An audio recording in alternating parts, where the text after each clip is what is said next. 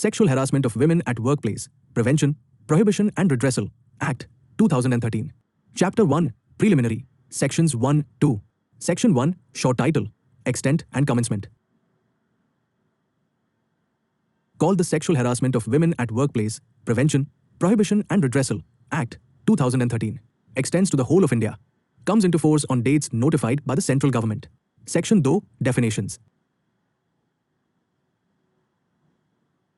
Defines key terms: aggrieved woman, sexual harassment, workplace, very wide, office, transport, virtual work, employer, employee, internal committee, IC, local committee, LC, etc. Chapter 2, Sexual Harassment, Section 3. Section 3, Prevention of Sexual Harassment. No woman shall be subjected to sexual harassment at any workplace. Lists circumstances constituting harassment: implied explicit promise, threat, hostile environment, humiliating treatment. Chapter 3, Internal Committee, Sections 4, 8. Section 4, Constitution of Internal Committee, IC. Every employer with 10 or more employees must constitute an IC. Presiding officer must be a senior woman employee. Includes an external member. Section 5, Local Committee, LC. District officer to constitute LC where workplace has 10 employees or complaint is against the employer. Section 6, Constitution and Jurisdiction of Local Committee. Composition and area of jurisdiction of LC laid down. Section 7, Fees allowances. Prescribed allowances payable to LC members. Section 8, Removal of IC LC member. Member can be removed for breach of confidentiality, conviction, misconduct, etc. Chapter 4, Complaint Inquiry, Sections 9, 15. Section 9, Complaint of Sexual Harassment. Written complaint within 3 months of incident, extendable. Assistance to complainant, legal heir may complain if woman unable. Section 10, Conciliation. On request of aggrieved woman, conciliation may be attempted without monetary settlement. Section 11, Inquiry into complaint. IC LC to conduct inquiry as per service rules or prescribed procedure. Powers similar to civil court for evidence. Section 12, Interim relief. During inquiry, IC LC may recommend transfer, leave up to 3 months. Other appropriate reliefs. Section 13, Inquiry report. Report to employer district officer within 10 days. If allegations proved, recommend action compensation. If not proved, recommend closure. Section 14, Punishment for false or malicious complaint. Action against complainant only if malice is proved. Mere inability to prove does not attract punishment. Section 15, Determination of compensation. Compensation based on mental trauma, medical expenses, loss of career opportunity, income and feasibility of payment. Chapter 5, Duties Powers. Sections 16-20. Section 16, Prohibition of publication. Confidentiality of complaint, identity, proceedings mandatory. Section 17, Penalty for publication. Breach of confidentiality punishable as per service rules or law. Section 18, Appeal. Appeal against IC LC recommendations lies to appropriate authority court within 90 days. Section 19, Duties of employer.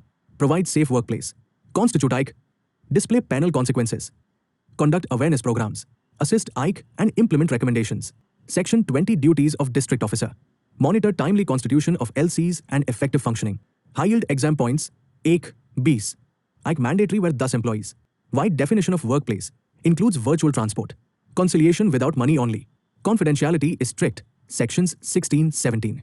Strong employer duties under Section 19. Sections 31 to 40 do not exist under this Act. Therefore, an exam-oriented explanation is given correctly for Sections 21 to 30, which is the last part of the Act. Chapter 6, Duties, Reporting Penalties, Sections 21-30. Section 21, Committee to submit annual report. Internal Committee, IC, and Local Committee, LC, shall prepare an annual report. Report to be submitted to employer, IC, or District Officer, LC. Section 22, Employer to include information in annual report.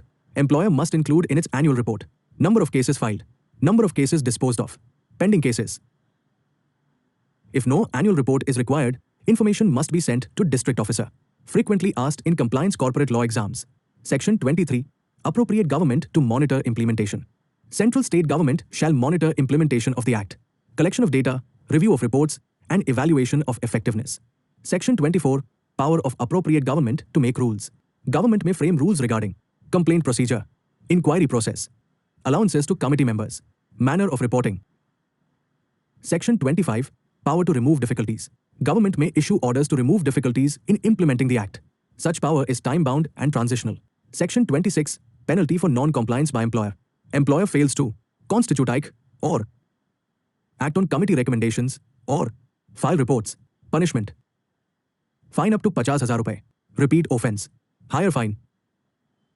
Cancellation of license registration approval. Most important penal provision for employers. Section 27. Cognizance of offence by court. Court shall take cognizance only on a complaint by appropriate government or authorized officer. Section 28. Act not in derogation of any other law. Provisions of this Act are in addition to, not in derogation of, IPC. Service rules. Any other law in force. Section 29. Power to delegate. Appropriate government may delegate powers to subordinate authorities. Section 30. Act to be laid before Parliament. Rules made under the Act must be laid before Parliament State Legislature. Sections 31 to 40 do not exist in the POSH Act 2013. If you found this video helpful, please like, share and subscribe. See you soon.